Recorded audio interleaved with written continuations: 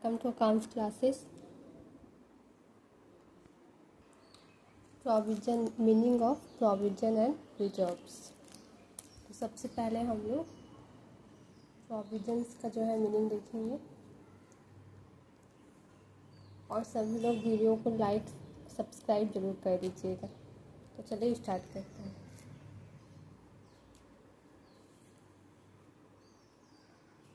Provisions का जो है पहले हम लोग मीनिंग देखेंगे, उसके बाद रिजर्व देखेंगे।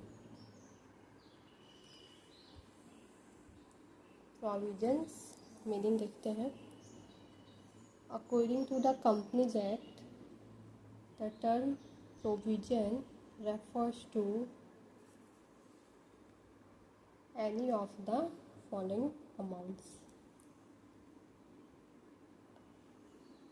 कंपनीज एक्ट के अनुसार जो है जो टर्म है प्रोविजन, ये संदर्भित करता है any of the following amounts, किसी फॉलोइंग अमाउंट्स को, जो कि हम लोग नीचे स्टडी करेंगे। तो चलिए देखते हैं।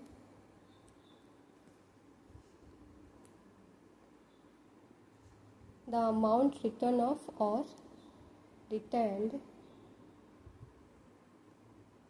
by way of providing for depreciation, renewals or diminution in value of assets, means asset के मूल्य में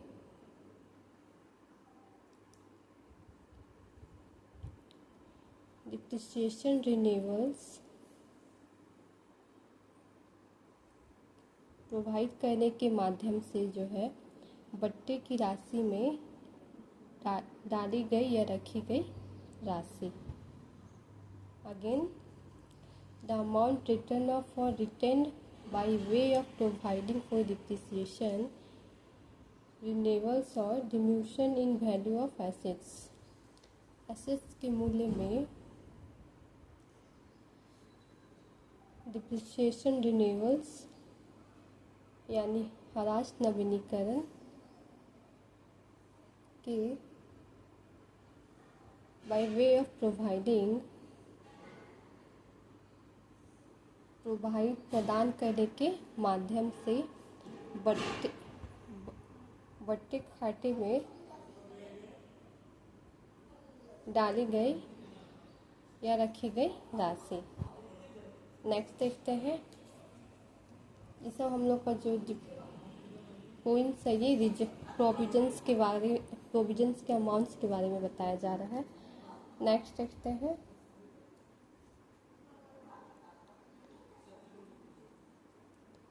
the amount returned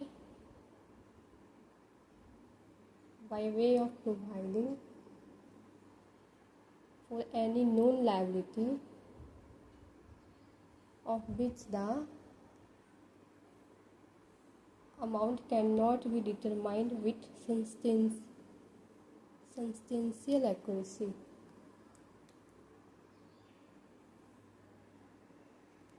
means the amount returned by way of providing for any known liability, मतलब किसी ज्ञात लायबिलिटी के provide करने के माध्यम से रखी गई राशि, अमाउंट रिटर्न्ड, जिसमें of which the amount can not be determined with substantial accuracy, जिसपे जो है राशि the amount can not be determined with substantial accuracy, जिसमें कि amount of which the amount पूरी विथ सब्सटेंशियल एक्यूरेसी, पूरी पर्याप्त सटीकता के साथ निर्धारित नहीं की जा सकती। Can not be determined with substantial accuracy, जिसमें कि राशि पूरी पर्याप्त सटीकता के साथ विथ सब्सटेंशियल एक्यूरेसी निर्धारित नहीं की जा सकती। ये सारा प्रोविजंस के बारे में बताया गया है। तो प्रोविजंस का अमाउंट क्या होता है इसके बारे में। The amount written by way of providing for any non liability of which the amount cannot be determined with substantial accuracy means किसी ज्ञात लायबिलिटी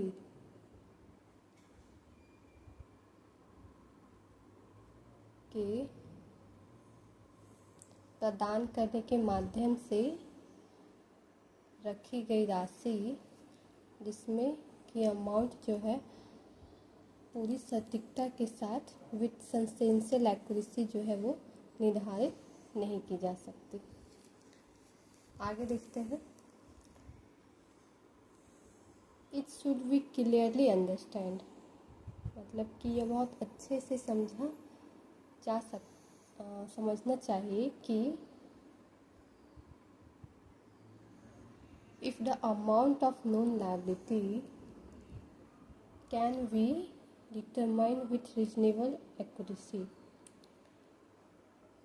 यह बहुत अच्छे से समझना चाहिए कि the amount of known liability, किसका amount, the amount of a known liability मतलब ज्ञात दायित्व जो है, ज्ञात दायित्व का जो अमाउंट है कैन बी डिटरमाइंड, उसको निर्धारित किया जा सकता है, can be determined with reasonable accuracy,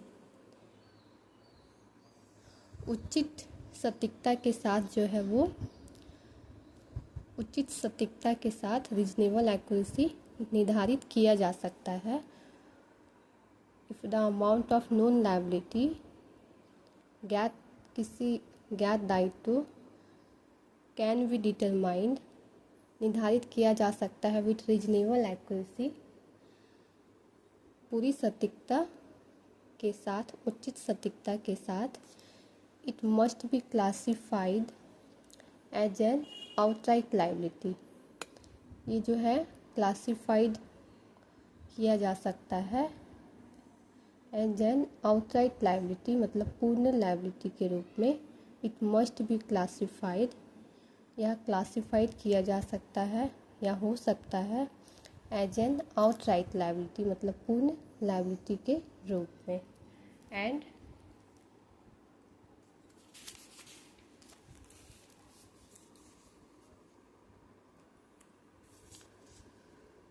not a provision, ना कि एक प्रोविजन के रूप में।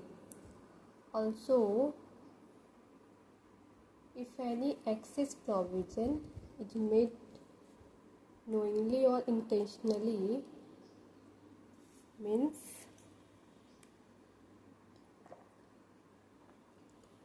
इसमें बताया गया है also if any excess provision is made knowingly or intentionally, if any excess provision is made, provision जो है वो बनाया गया है जानबूझकर,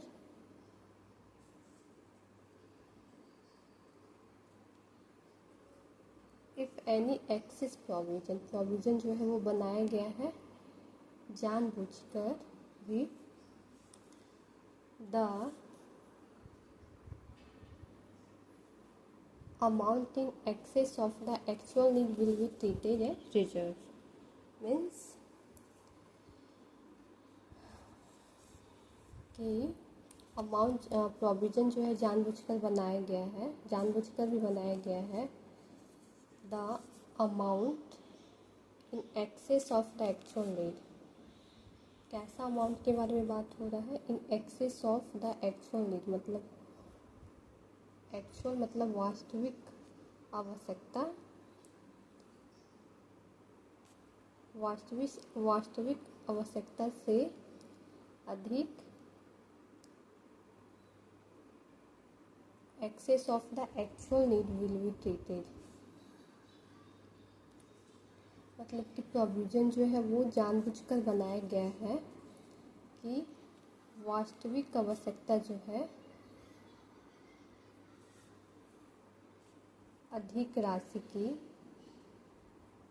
होगी, उसको हम लोग ट्रीट करेंगे as reserve. Okay. Also, if any excess provision is made knowingly or intentionally, the amount in excess of the actual need will be treated as reserve. Also, if any excess provision is made wrongly, knowingly or intentionally, means if any excess provision, अगर provision जो है वो बनाया गया है जानबूझकर, knowingly और intentionally, the amount in excess of the actual need मतलब हम लोग की जो वास्तविक ज़रूरत है, actual need will be treated. actual need मतलब जो वास्तविक में जो हम लोग को नीड पड़ेगी अमाउंट का इन एक्सेस में, विल बी ट्रीटेड, उसको ट्रीट किया जाएगा एज रिजर्व. जो हम लोग रिजर्व करके रखते हैं उसको उसकी आवश्यकता हम लोग को फ्यूचर में पड़ती है, तो ये बताया जा रहा है the amount in excess of the actual need will be treated as reserve. The amount in excess of the actual need, जो वास्तविक ज़रूरत है इसकी आवश्यकता पड़ेगी, amount in excess will be treated as reserve. Okay, ये कुछ एग्जाम्पल्स हैं प्रोविजंस का, इसको देख लेते हैं. इसमें 3-4 एग्जाम्पल दिया गया है प्रोविजंस का. Provisions are created for the fulfilment of various objectives. Provisions को जो है क्रिएट किया जाता है for the fulfilment of various objectives, various objectives के फुलफिलमेंट के लिए, जिसमें फर्स्ट है provision for depreciation of assets. ये सब का डिफिनेशन हम लोग बाद में देख लेंगे. प्रोविजंस फॉर टैक्सेशन, ये सारा हम लोग का प्रोविजंस के अंदर आएगा. Provisions for bad and doubtful debts, provision for discount on debtors, और लास्ट है provisions for repairs and renewals of assets. ये सारा हम लोग का प्रोविजंस का एग्जाम्पल्स था. ओके, अब नेक्स्ट देखते हैं रिजर्व क्या होता है.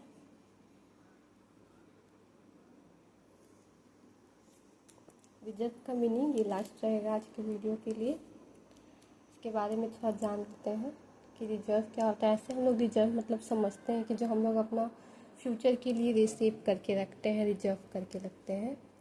यहाँ पे अकाउंट में रिजर्व का मतलब क्या होता है वो समझते हैं. Reserves meaning, reserves mean amount set aside out of profits and other surpluses to meet future uncertainties. Means reserve का मीनिंग क्या बताया जा रहा है. रिजर्व मीन, रिजर्व का अर्थ है अमाउंट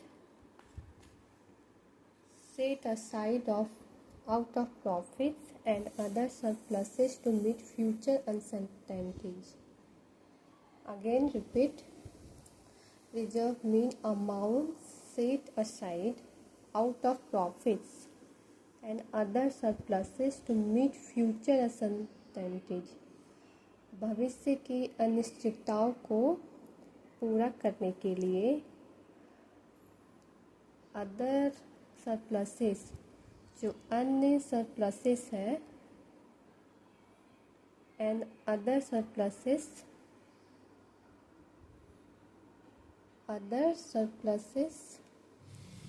से set aside out of profit से अलग रखी गई राशि.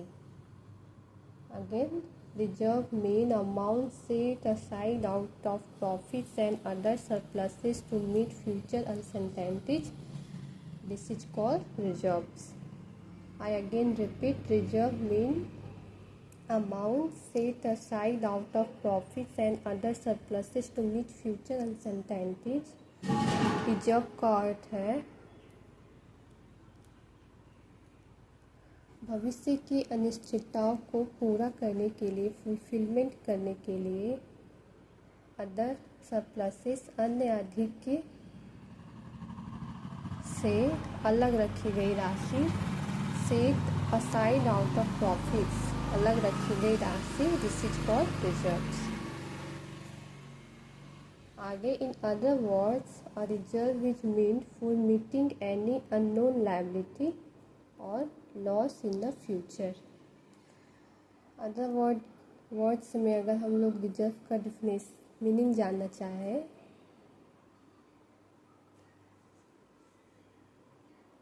तो a reserve is mean, reserve का अर्थ होता है for meeting any unknown liability और loss in the future.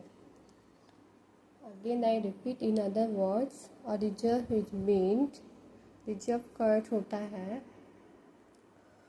For meeting any unknown liability, यानी अज्ञात लायबिलिटी और लॉस इन द फ्यूचर, कि फ्यूचर में हम लोग को कोई भी अननोन लायबिलिटी या कोई लॉस फ्यूचर में होता है, उससे फॉर मीटिंग जो for any unknown liability loss in the future में जो हम लोग को मिलता है, जिसका सामना करना पड़ता है, उसे ही हम लोग रिजर्व कहा जाता है। In other words a reserve is meant for meeting any unknown liability, कोई अज्ञात दायित्व और लॉस इन द फ्यूचर, जो कि फ्यूचर में जो लॉस या अननोन लायबिलिटी होती है उसे ही हम लोग रिजर्व कहते हैं। इससे सिंपल डिफिनेशन मीनिंग रिजर्व का मिलना मुश्किल है। In other words a reserve is meant for meeting any unknown liability और loss in the future, future में कोई अननोन लायबिलिटी और लॉस इन द फ्यूचर जो होता है उसे ही हम लोग रिजर्व्स कहते हैं। और कुछ आगे है, देख लेते हैं।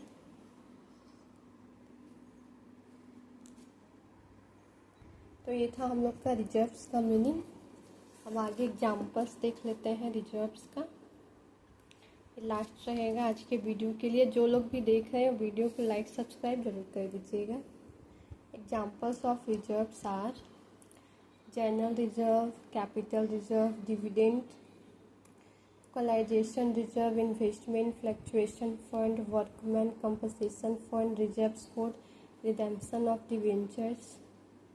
ये सारा हम लोग का एग्जाम्पल्स है, एग्जाम्पल्स रिजर्व का है। ओके, ये सारा एग्जाम्पल्स हम लोग का रिजर्व का है। जनरल रिजर्व, कैपिटल रिजर्व, ये सब के बारे में आगे हम लोग इसका मीनिंग जानेंगे।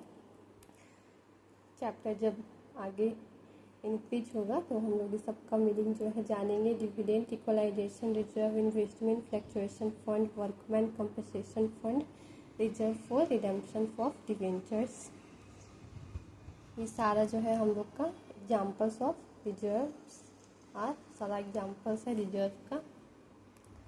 और कुछ लिखा है, देख लेते हैं। It should be clearly understood that the amount of reserves does not represent any expenses और लॉस। मतलब बताया जा रहा है कि it should be clearly understand, यह समझना चाहिए पूरी तरह कि द अमाउंट ऑफ रिजर्व्स, मतलब रिजर्व्स का जो राशि है, डज नॉट रिप्रेजेंट, वह यह प्रस्तुत नहीं करता है एनी एक्सपेंसेस और लॉस, किसी एक्सपेंसेस और लॉस को। के यहाँ यह बताया जा रहा है कि यह समझना चाहिए कि जो अमाउंट की रिजर्व्स की जो राशि है वो कोई लॉस या एक्सपेंसेस को प्रेजेंट नहीं करती है। As such it is not debited to the profit and loss account, और जैसा कि इसको प्रॉफिट और लॉस अकाउंट में डेबिट नहीं किया जाता है। किसको? रिजर्व्स को प्रॉफिट एंड लॉस अकाउंट में डेबिट नहीं किया जाता है रिजर्व्स को। As such, it is not debited. I again repeat, it is not debited to profit and loss account. इसको प्रॉफिट एंड लॉस अकाउंट में जो है डेबिट नहीं किया जाता है। और कुछ लिखा है, creation of reserves does not reduce, reduce मतलब कम करना होता है। The net profits but only reduce the डिविजुअल profits. मतलब कि बताया जा रहा है कि क्रिएशन ऑफ रिजर्व का जो क्रिएशन है वो does not reduce the net profits को जो है वो कम नहीं करती है। क्रिएशन ऑफ रिजर्व, क्रिएशन मतलब बढ़ोतरी हो सकता है, बट ओनली रिड्यूस, सिर्फ कम करती है इंडिविजुअल प्रॉफिट्स को, but only reduce the individual profits, सिर्फ इंडिविजुअल प्रॉफिट्स को जो है कम करती है। ये सब शॉर्ट क्वेश्चंस में काम आएगा, तो ये मीनिंग्स को जो है याद रखिएगा। It is an appropriate of profit and loss. It is an appropriation of profits मतलब ये एक एप्रोप्रिएशन ऑफ प्रॉफिट्स है, ठीक है। It is an appropriation of profits and hence after ascertaining the net profits it is debited to the profit and loss appropriation account। मतलब देखते हैं इसको,